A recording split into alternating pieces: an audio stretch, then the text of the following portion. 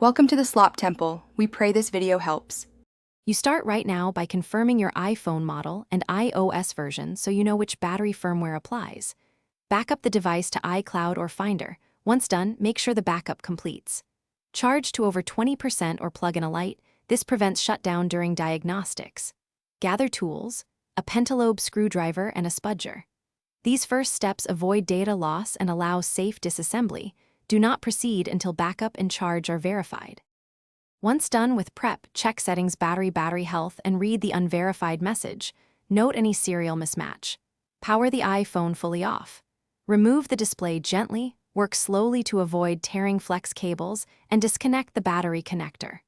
Document connector positions with clear photos. This helps if connectors look similar.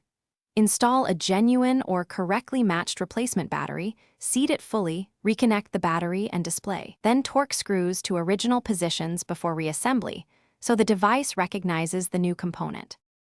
After reassembly, boot the iPhone and check battery health.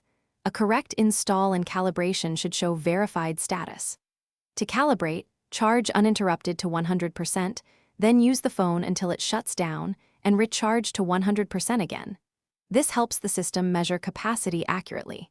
If the unverified label persists, power down and recheck connectors and seating.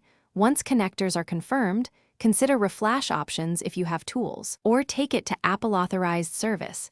This single troubleshooting step resolves most recognition. Thanks for watching. Consider subscribing if we helped you.